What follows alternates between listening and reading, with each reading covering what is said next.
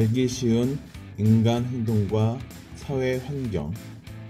천천히 강의에 집중해주세요. 7. 행동주의 이론. 1. 행동주의 이론의 개념을 이해한다. 2. 학자별 이론의 특징을 비교 설명한다. 3. 행동주의를 통한 학습의 적용과 과정을 이해한다. 1. 행동주의 이론의 예. 행동주의 이론은 인간은 반응하는 존재다라는 것이다. 즉 인간을 자극에 의해 반응하는 반응체로 본다. 행동주의에서는 성격을 경험의 결과 나타나는 관찰할 수 있는 행동의 변화로 본다. 행동주의 이론을 체계화하는 데 공헌한 사람은 왓슨이다. 그는 인간에 대한 이해가 관찰 가능한 외적인 행동과 그러한 행동을 이끌어내고 강화시키는 사건들에 의해 과학적 관찰에 근거를 둔다. 행동주의 이론은 다윈의 진화론의 영향을 받아 손다이크와 파블로프에 의해 20세기에 시작되었다. 행동주의 이론에서는 학습을 경험의 결과로 나타나는 행동을 비교적 영속적인 변화라고 정의하고 있으며 관찰 가능한 행동에 초점을 맞추고 있다. 행동주의 이론의 근본 원리는 자극과 반응 간의 연합에 있다. 자극이란 학습자에게 제시되는 모든 환경을 의미하며 반응은 자극에 의해 발생하는 학습자에게 제시되는 모든 환경을 의미하며 반응은 자극에 의해 발생하는 학습자의 행동을 의미한다. 이들 자극과 반응 간의 연합이 곧 학습이라고 보는 것이다. 이러한 행동주의 이론은 일반적으로 다음 몇 가지 이론적 가정에서 출발한다. 학습의 결과는 행동의 변화에 있다. 모든 연구는 과학적이어야 하며 과학적이라는 의미는 객관적이고 검증 가능하다는 의미이기 때문에 모든 과학적 연구는 오로지 관찰 가능한 사진이나 현상에 한정되어야 한다. 인간 행동은 환경의 통제에 의해서 예측과 통제가 가능하며 이는 인간이 생존을 위하여 환경에 적응해야 하기 때문이다. 학습은 단순히 환경에 대한 자극과 반응에 의하여 일어난다. 행동주의 학습 이론의 계보를 이루는 사람으로는 파블로프, 손다이크, 스키너 등을 들 수 있다. 2. 파블로프의 고전적 조건화 이론. 파블로프는 조건 형성 연구에 착수하기 전에 이미 소화에 관한 연구 업적으로 1904년 노벨상을 받은 러시아의 생리학자이다. 그의 초기 관심은 개의 음식 소화와 관련된 각종 반사행동에 대한 선천적인 신경통제에 있었다. 그는 외과적으로 침분비선 가운데 하나를 적출하여 침이 특수한 관을 통해서 동물의 신체 밖으로 흐르게 함으로써 침의 분비 여부가 쉽게 측정되고 분석될 수 있도록 실험 장치를 마련했다. 침분비는 몇 가지 선천적 반사에 의해 생기며 그 중 하나가 음식을 소화시키려는 준비 반사이다. 이것은 입속의 음식에 의해 촉발된다. 파블로프는 연구 과정에서 새로운 사실, 즉 침분비 반사가 애초에는 전적으로 무관하였던 자극들에 의해서도 시작될 수 있다는 것을 발견하였다. 실험실에 얼마 동안 있었던 개들은 실험실에 들어온 적이 없었던 개들에게는 영향을 미치지 않는 다수의 자극들에 대해서도 침분비 반응을 나타냈던 것이다. 입속에 있는 고기 맛과 접촉감뿐만 아니라 먹이를 단순히 보는 것이나 먹이가 놓여있던 그릇을 보는 것, 그리고 먹이를 제공하는 사람의 발소리를 듣는 것조차도 마침내 침을 분비시켰던 것이다. 파블로프는 즉시 그런 현상에 대한 원인에 관심이 많았다. 왜냐하면 그러한 현상들은 선천적 반응이라고 간주했던 반사 개념이 학습된 반응까지 확장시켜 주는 수단을 제공할 수 있다고 생각했기 때문이다. 접근 방법을 보면 동물의 일상사에서 우발적 사건이 일어나기를 기다리지 않고 실험자가 그러한 경험을 제공하는 것이다. 초기의 실험자는 종소리를 반복적으로 들려주고 곧이어 음식물을 제공한다. 나중에는 종소리는 들리지만 먹이가 주어지지 않을 때 발생하는 현상을 관찰함으로써 다음과 같은 결과를 발견하였다. 이런 사실을 설명하기 위해서 파블로프는 무조건 반사와 조건 반사의 구별을 제안하였다. 그는 무조건 반사가 본질적으로 생득적이고 선천적이라고 주장하였으며 동물들의 생활 경험과는 관계없이 적절한 자극에 의해 무조건적으로 유발된다는 것이다. 한 가지 예를 들면 입속의 음식인데 이것은 무조건적으로 침분비를 유발한다. 이와 대조적으로 조건 반사는 획득되는 것으로 동물의 과거 경험에 대해 조건적이고 파블로프에 따르면 뇌에서 새롭게 형성된 연결들의 기초를 두고 있다. 파블로프에 의하면 모든 무조건 반사는 무조건 자극과 무조건 반응 간의 선천적인 연결에 기초하고 있다는 것이다. 파블로프의 실험에서는 입속의 음식과 침분비 사이의 연결이라 할 수 있다. 조건 반사에서 대응되는 용어는 조건 자극과 조건 반응이다. 는 애초에는 중성적인 자극으로서 을 유발하지 않는 어떤 자극, 여기서는 종소리를 의미한다. 여기서는 침분비 은화가 짝지어진 후에 에 의해 유발되는 반응이다. 조건 반응의 기본 원리는 다음과 같다. 강도의 원리 첫 번째 자극보다 그 다음번 자극이 더 강해야만 바람직한 결과를 얻는다. 일관성의 원리 어떤 자극을 줄 경우 그 자극이 질적으로 일관될 때의 조건 반응의 형성이 더 잘 이루어진다. 시간의 원리 무조건 자극 음식물과 조건 자극 벨소리를 일정한 양식으로 반복해 줌으로써 자극, 반응, 강화의 세 요소가 결합되어 조건화가 일어난다. 계속성의 원리 자극 반응과의 관계가 반복되는 횟수가 많으면 많을수록 효과가 있다. 3. 왓슨의 고전적 조건 형성 이론. 인간의 많은 정서적 반응들이 고전적 조건 형성의 결과로 학습된다는 것을 알 수 있다. 인간의 정서적 반응의 습득을 고전적 조건 형성으로 설명하고자 했던 것으로서 왓슨은 1918년에 파블로프의 조건 반사에 관하여 연구하여 조건 반사의 원리를 아동 연구에 최초로 적용시켰다. 생후 9개월 된 알버트라는 아이를 대상으로 힌지 공포 실험을 하였다. 알버트가 힌지에 접근하려 할 때 뒤에서 큰 망치 소리를 내었고 알버트는 놀라서 앞으로 넘어졌다. 이 과정을 아이가 쥐에 접근할 때마다 되풀이되자 아이는 힌지만 보면 공포 반응을 보이며 울기 시작하였고 다른 동물에까지 일반화하는 반응을 보였다. 한편 이미 학습된 조건 반응 역시 고전적 조건 형성의 원리를 이용하여 없앨 수 있는데 이를 역조건 형성이라고 한다.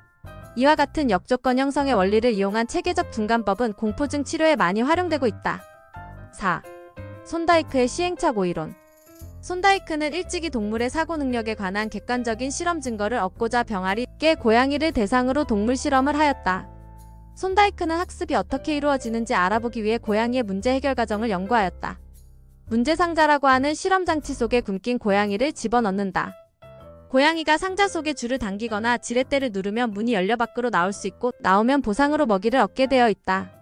처음에 고양이를 문제 상자에 집어넣으면 고양이는 지렛대를 핥히거나 물어뜯으면서 날뛴다.